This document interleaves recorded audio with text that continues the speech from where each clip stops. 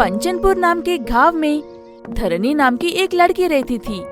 वो काफी मेहनती लड़की है, लेकिन कोई भी काम करने पर उसे नहीं भा रहा था।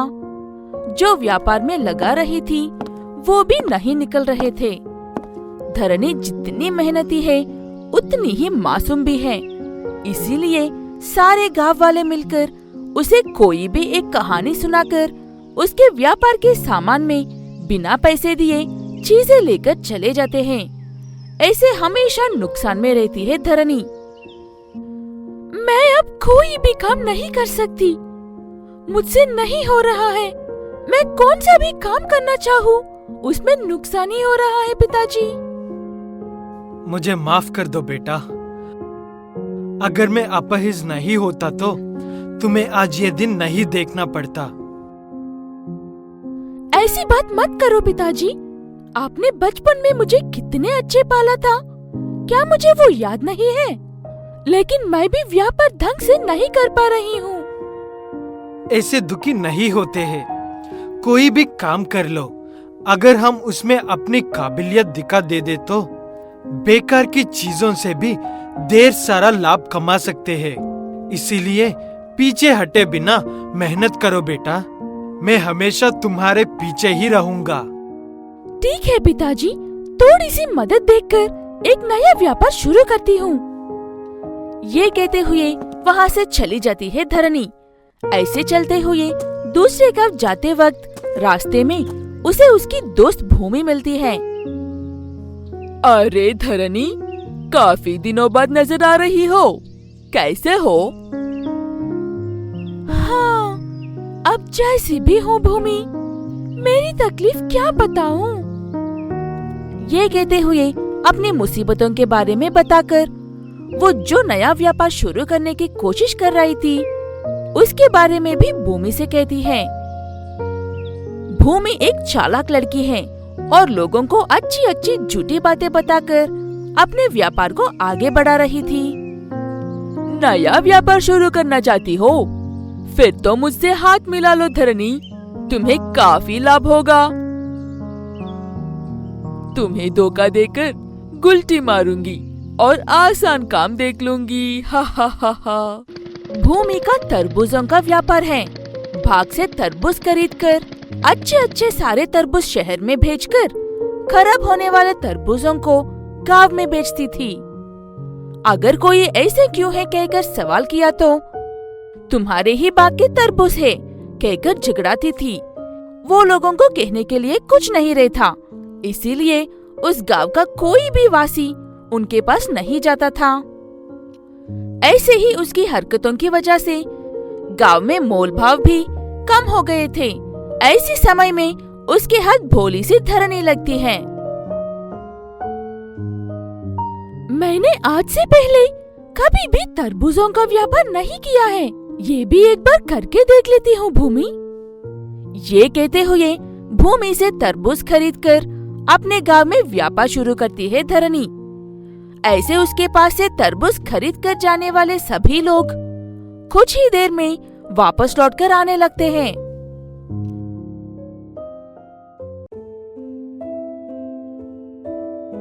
क्या ये तरबूजे ही है? इतने खराब तरबूजों के साथ हम क्या करेंगे? क्या तुम्हें हम बेवकूफ लग रहे हैं? चुपचाप से हमारे पैसे हमें लौटा दो। हमें ना तो तुम चाहिए और ना ही तुम्हारे फल चाहिए। ये कहते हुए सब अपने अपने पैसे लेकर वहाँ से चले जाते हैं। उसके बाद बाकी फलों को काट कर देखा तो वो सब भी खराब थे। उसके बाद परेशान धरनी को कुछ समझ में नहीं आता, इसीलिए घर जाकर अपने पिता से सारी बात कहती है। चुप हो जाओ बेटा, इसमें तुम्हारी कुछ भी गलती नहीं है। तुम्हें धोखा देने वालों को सबक सिखाने के लिए इन्हीं खराब तरबूजों से तुम्हें कुछ अच्छा सा करके दिखाना होगा। वो बातें सुनने के बाद धरनी को थोड़ी हिम्मत आती है और कुछ देर बाद उसे एक अच्छा सा ख्याल भी आता है। तुरंत उन तरबूजों को लेकर उनके 2 टुकड़े करने के बाद अंदर से साफ करके उसमें बिरयानी बनाकर अपने पिता को देती है।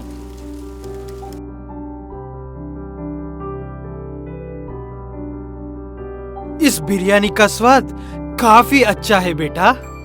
अब तुम डरे बिना इस व्यापार को शुरू कर दो। उसके बाद वाटरमेलन बिरयानी के नाम से एक नया व्यापार शुरू करती है धरनी।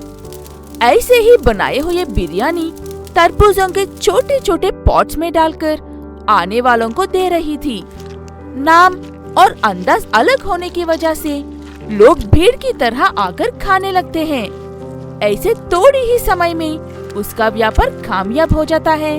हर हफ्ते में एक बार धरनी भूमि से एक बड़ी सी ट्रैक्टर भर के तरबूज खरीद कर ले जाती थी और भूमि को कुछ समझ में नहीं आता था। मैं तो सारे खराब तरबूज ही दे रही हूँ, फिर भी ये इतने सारे तरबूजे ले जाकर कैसे व्यापार कर रही है। ये सोचते हुए असल में वहाँ क्या हो रहा ये देखने के लिए जाकर देखती है। वहाँ पर हो रहे व्यापार को देखकर हैरान हो जाती है भूमि।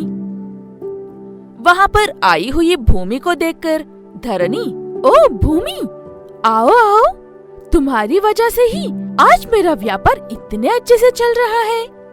मैं तुम्हारी ये मदद भूल नहीं सकती हूँ। मुझे माफ कर दो धरनी, मैं तुम्हें धोखा देकर खुद पैसे कमा रही थी, लेकिन तुम बड़ी होशियारी से मेरे धोखे में से भी अपने व्यापार को बाहर खींचकर ले आई हो। किसी को धोखा देकर खुद का घर बनाने के बारे में कभी भी नहीं सोचना चाहिए बेटा। कभी न कभी खुद के साथ भी ऐसा ही हो सकता है। अच्छे लोगों के साथ हमेशा अच्छा ही होता है। इस बात की सबूत मेरी बेटी है। वो बातें सुनकर उन दोनों से माफी मांगती है भूमि। उसके बाद लोगों को भी धोखा देना छोड़कर सबके साथ अच्छे से रहने लगती है। अच्छे तरबूजों से व्यापार करके खराब तरबूजों को धरनी को बहुत कम दाम में देकर उसके व्यापार में भी मदद करते हुए आराम से अपनी जिंदगी गुजारती है। पिताजी ने जैसे कहा था उसी तरह हिम्मत हारे बिना कोई भी काम करने पर कामयाब हासिल होती है। ये बात वो जानने के बाद धरनी अपने पिता के साथ मिलकर व्यापार करने लगती है। कच्चापुर नाम के गांव में राघवा नाम का एक व्यक्ति रहता था। उसका एक होटल का व्यापार था। वहाँ पर कितने सारी होटल्स होने के बावजूद भी राघवा के होटल की इडली जैसा स्वाद कहीं पर नहीं था। राघवा की होटल आसपास के सारे गांव में भी काफी मशहूर है। पैसों की लाभ ज्यादा होने की वजह से राघवा को थोड़ी अकड़ भी थी।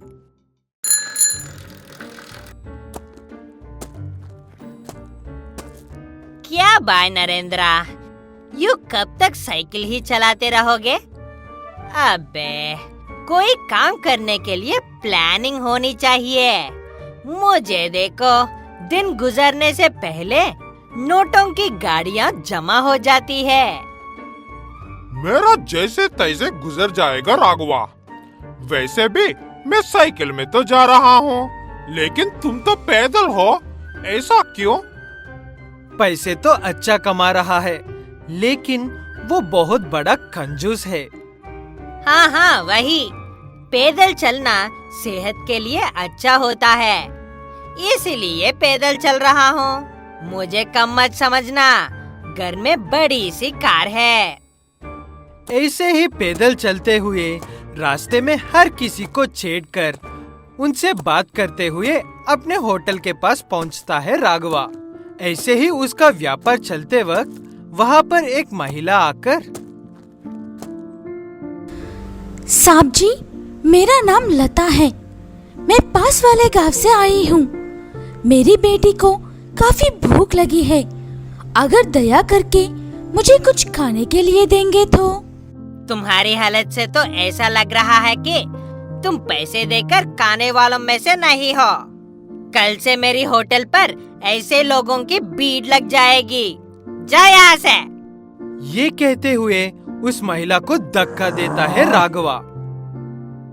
मुफ्त में नहीं चाहिए साहब जी।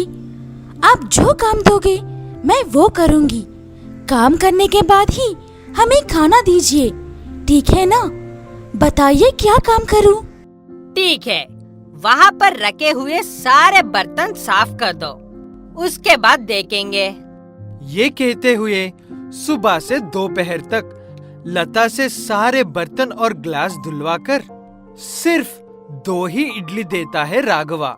लता उन 2 इडलियों को अपनी बेटी को देकर, साहब जी, काफी थक गई हूँ, मुझे भी कुछ खाने के लिए दो ना, आपकी एहसान मंद रहूंगी। बस करो आप, तरस खाकर पैसे ना होने पर भी 2 इडली दे चुका हूँ तुम्हें, इसे और चाहिए? यहाँ पर तो कुछ भी नहीं है, निकलो यहाँ से। लता उतनी काम करने के बावजूद भी कोई जवाब दिए वहाँ से चुपचाप चली जाती है। लता एक बहुत ही गरीब घर की लड़की है। उसकी शादी के बाद एक बेटी होती ही बीमारी के वजह से, उसकी पत्नी की मौत होने की वजह से अपनी बेटी को 3 वक्त का खाना खिलाने के लिए कहीं पर भी अगर कोई काम मिल जाए तो वही करके अपनी बेटी को पालती थी। ऐसे ही इस गांव में आई हुई लता वहाँ पर बिना खाए सारा दिन काम करने की वजह से कमजोरी महसूस करके बस स्टॉप के पास वाले बोर के पास जाकर पानी पीती है। उसके बाद अंधेरा होने की वजह से वहीं पर रुक जाते हैं माँ बेटी। अगले दिन सुबह फिर से उसी राघवा के होटल के पास जाकर काम मांगती है लता। साहब जी, मैं कल की ही तरह ही काम करूंगी, मेरी को खाना दे दो ना। फिर से राघवा उस महिला से सारा काम करवाकर उसे बहुत कम खाना देता है। ऐसे ही उनके 2 दिन गुजर जाते हैं। इतने में उसके होटल के सामने एक बड़ी सी होटल खोलता है एक व्यक्ति। इतने में राघवा का व्यापार ठंडा पड़ जाता है और उसका सारा व्यापार घाटे में चला जाता है। हमेशा पैसों की घमंड रहने वाले राघवा की मदद करने के लिए कोई भी सामने नहीं आ रहा था। तब, साहब जी, तुम्हारे पास काम के लिए आई हूँ, आज क्या काम करूँ? मेरे ही हालत खराब है, अब मैं तुम्हारी क्या मदद करूं? अब इस होटल में कोई काम नहीं है, जाओ यहाँ से। क्या बात है साहब जी, क्यों इतने दुखी हो रहे हो? कोई भी मदद के लिए सामने नहीं आने वाली परिस्थिति में राघवा सारी बात लता से कहता है। तब लता, मुझे खाना बनाना भी अच्छे से आता है साहब जी, अगर आपको एतराज ना हो तो क्या मैं बना सकती हूँ? देखते हैं, कोई बन जाए तो अच्छी बात है ना।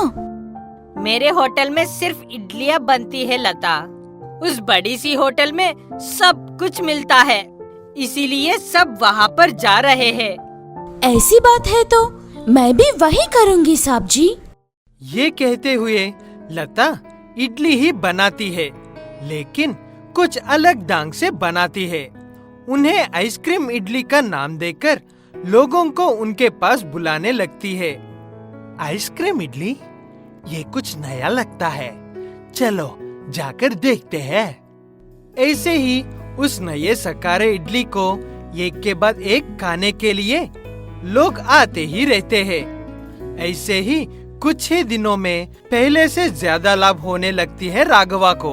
उसके बाद से लता और उसकी बेटी को अपने साथ ही रखकर अपनी खुद की बेटी की तरह ख्याल रखता है राघवा, और ऐसे ही सबके साथ अच्छा बर्ताव करने भी सीख जाता है राघवा।